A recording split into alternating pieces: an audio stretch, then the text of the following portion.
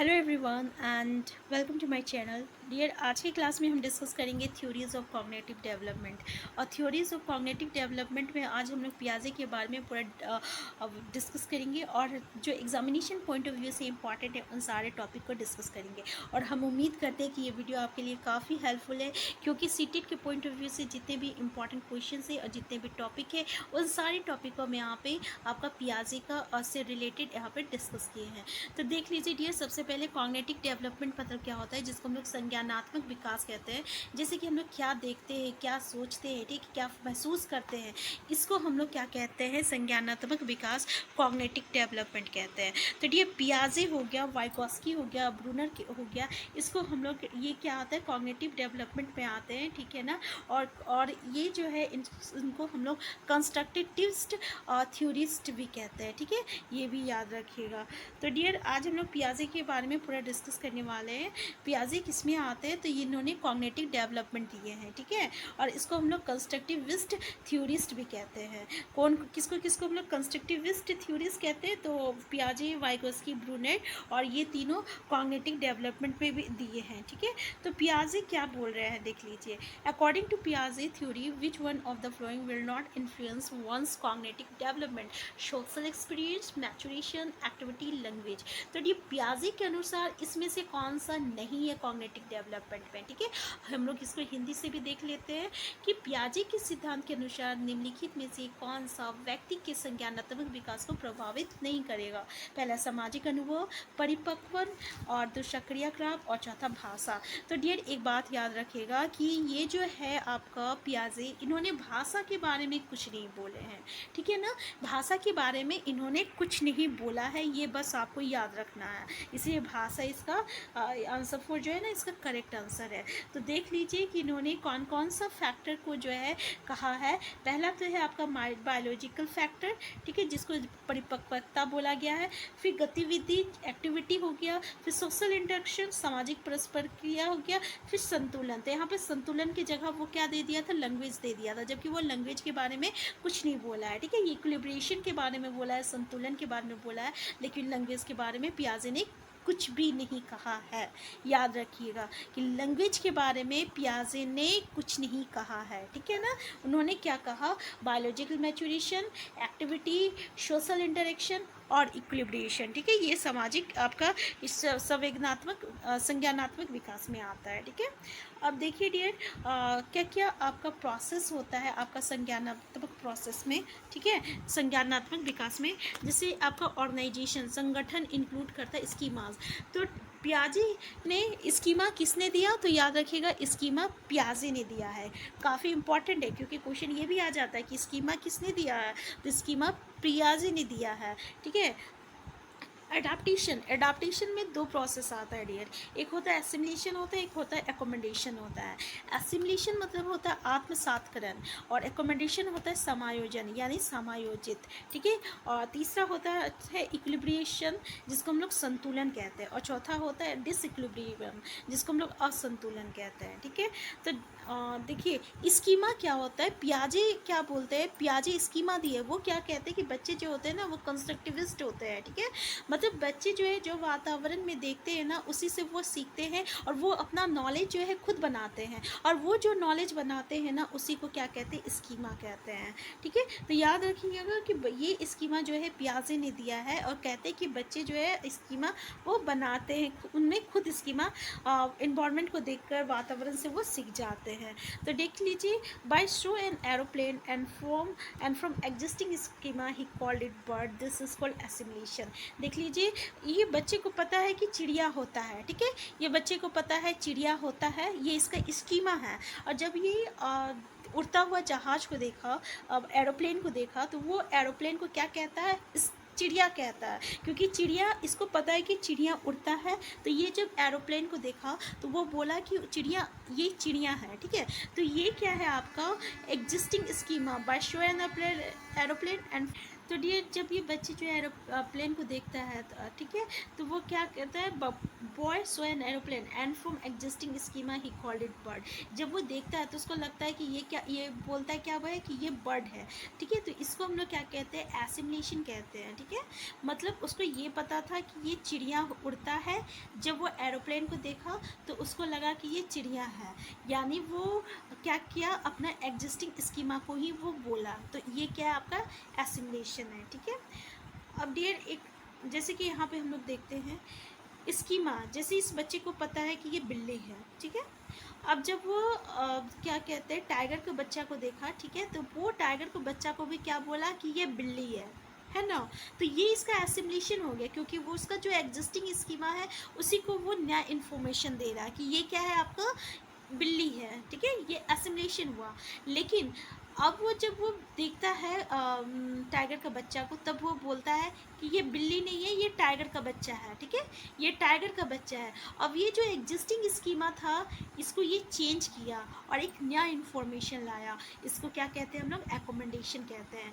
पहला जो इसका एग्जिस्टिंग स्कीमा था कि ये बिल्ली है, इसको ये चेंज किया, अब इसमें एक इसको मॉडिफाई किया, अब ये नया स्कीमा लाया, स्कीमा को चेंज करके नया चीज़ लाया और बोलता है कि ये क्या है, तो ये शेर का बच्चा है, सॉरी ये टाइगर का बच्चा है, ठीक है। तो यहाँ पे क्या हुआ, एकोमेंडेशन हुआ।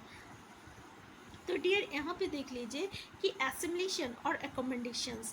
एसिमिलेशन मतलब कि जो एग्जिस्टिंग स्कीमाज है, ठीक है, उसी में जो इन्फॉर्मेशन अगर हम लोग डालते हैं, जैसे कि चिड़िया को देखे हमको ये पता है कि चिड़िया होता है, तो एरोप्लेन को देख के हम उसको चिड़िया बोल रहे हैं, ठीक है। तो एग्जिस्टिंग स्कीमा को हम जो स्कीमा हम बना के रखे हैं उसको चेंज नहीं किए हैं, उसमें बस न्यू इन्फॉर्मेशन डाले हैं, तो इसको हम लोग एसिमिलेशन कहते हैं। लेकिन जब हम लोग पूरा मॉडिफिकेशन करेंगे, पूरा चेंज करेंगे अपनी स्कीमा को, ठीक है ना, इस स्कीमा को चेंज करके यहाँ पे न्यू स्कीमा डाले कि नहीं ये क्या है, तो ये आपका टाइगर का बच्चा है, हाँ, उस स्कीमा को चेंज करके बोले कि ये बिल्ली नहीं है, ये टाइगर का बच्चा है, ये एकोमेंडेशन हो गया। तो डियर ये जो दोनों पे को समझ जाता है, ठीक है ना, समायोजन को और इसको समझ जाता है, तो उसको क्या कहते हैं हम लोग, इस चीज़ को हम लोग कहते हैं संतुलन, यानी इक्विलिब्रियम।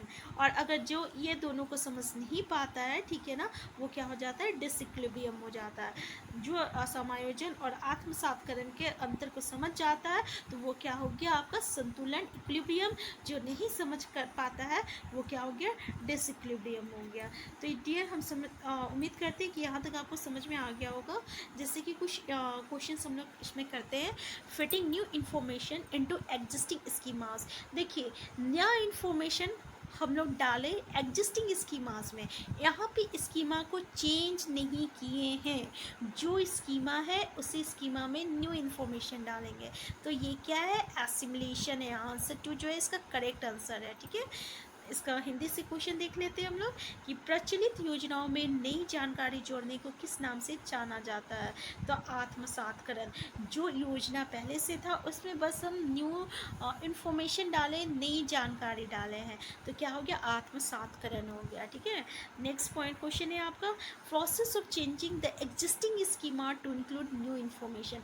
अब जो एग्जिस्टिंग स्कीमा है उसको हम लोग चेंज कर दिए और उसमें एक नया इन्फॉर्मेशन डाल दिए, ठीक है, वो क्या हो गया, एकोमेंडेशन हो गया।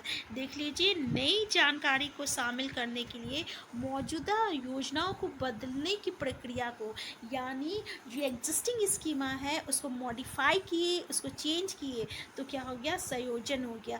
तो डियर एक बात हम बता देते हैं, जहाँ पे मॉडिफाई आता है या चेंज आता है, ठीक है, याद रखिएगा वो आपका एकोमेंडेशन कहलाता है, वो आपका एकोमेंडेशन कहलाता है। और जहाँ पे एग्जिस्टिंग स्कीमा आएगा, ठीक है, जैसे प्रोसेस ऑफ एग्जिस्टिंग स्कीमा यहाँ पे है, यहाँ पे मॉडिफाई और चेंज नहीं है, ठीक है, process of changing the existing schema, तो ये क्या हो गया आपका, एकोमेंडेशन। सो प्रचलित योजना में देखिए fitting new information into existing schema, नया इन्फॉर्मेशन डाल रहे एग्जिस्टिंग स्कीमा में, तो ये क्या हो गया, एसिमिलेशन हो गया। तो यहाँ पे क्या आया, चेंज वर्ड आया, changing the existing schema, and modifying अगर आएगा, मॉडिफाइंग द एग्जिस्टिंग स्कीमा, तो वो क्या हो जाएगा, एकोमेंडेशन हो जाएगा, ठीक है। अब डियर पियाजे ने स्टेजेस दिए हैं कॉग्निटिव डेवलपमेंट का, ठीक है। कौन कौन सा डेवलप स्टेजेस दिए हैं। पहला स्टेज है आपका सेंसरी मोटर का, हिंदी में बोले तो हम लोग संवेदिक पेशीय अवस्था कहते हैं, जो कि जन्म के 2 वर्ष तक का होता है। तो डियर ये अवस्था को जरूर याद रखिएगा और इसका टाइम पीरियड जरूर याद रखिएगा, एग्जाम में क्वेश्चंस पूछा जाता है। और डियर ये जो क्वेश्चन है ना, याद रखिएगा, जब देखिएगा प्रीवियस ईयर क्वेश्चन में ये सब क्वेश्चन जो है बार बार पूछा गया है, ठीक है। एग्जिस्ट ये एसिमुलेशन और एकोमोडेशन का क्वेश्चन जो है बार बार रिपीट हुआ है, ठीक है।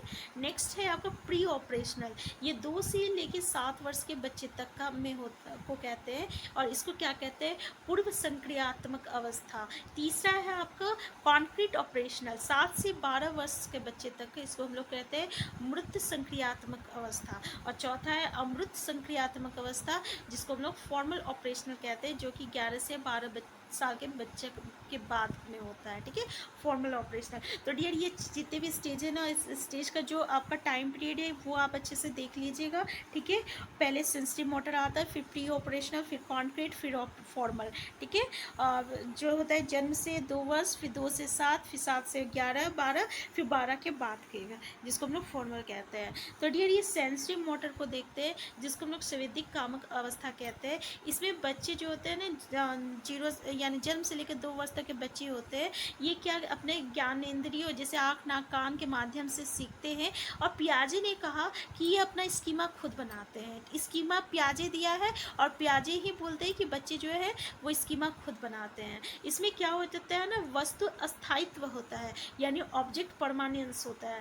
तो याद रखिएगा ये जो वर्ड ऑब्जेक्ट परमानेंस किस में आता है, तो सेंसरी मोटर में आता है, कि बच्चे जो है आईने देखते हैं, आईना देख के वो अपने आप में कुछ बोलना सीखते हैं, देखते हैं, ठीक है। तो उसको हम लोग क्या कहते हैं, ऑब्जेक्ट परमानेंस कहते हैं।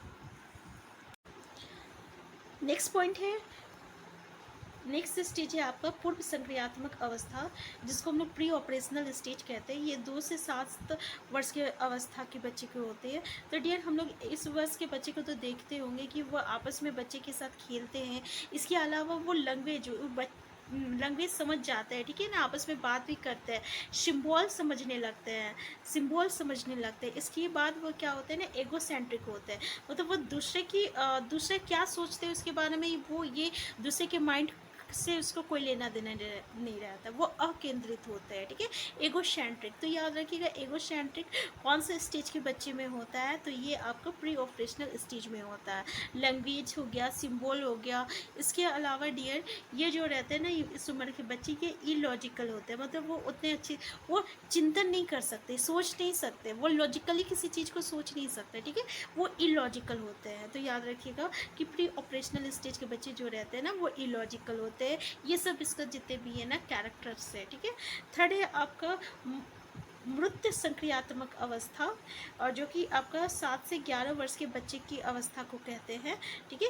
इसमें क्या होता है, मृत चिंतन की अवस्था के नाम से भी इसको जाना जाता है, इस अवस्था को। इसमें डियर बच्चे क्या कहते हैं ना, आपका कंजर्वेशन जो होता है, कंजर्वेशन समझने लगते हैं। यहाँ पे बच्चे जो है, देखिए इस उम्र के बच्चे जो है ना, आपका इरिवर्सिबल रहता है। इरिवर्सिबल मतलब वो आपका रिवर्सिबल नहीं कर पाता है, ठीक है, चेंज उल्टा नहीं कर सकते हैं, ठीक है। और यहाँ पे बच्चे जो रहते हैं ना, इरिवर्सिबिलिटी हो जाते हैं, मतलब वो क्या कर सॉरी यहाँ पे बच्चे रिवर्सिबल हो जाते हैं, मतलब वो क्या करेंगे, चेंज करना सीख जाएंगे। इसके अलावा यहाँ पे बच्चे जो है आपका क्लासिफिकेशन करने लगते हैं, क्लासिफिकेशन, ठीक है। अगर मान लीजिए आप किसी चीज़ को देते हैं, आप बोलिएगा इसको छोटे से बड़े में रख करो, तो वो क्या करेंगे, पहले छोटा रखेगा फिर बड़ा रखेगा, ठीक है।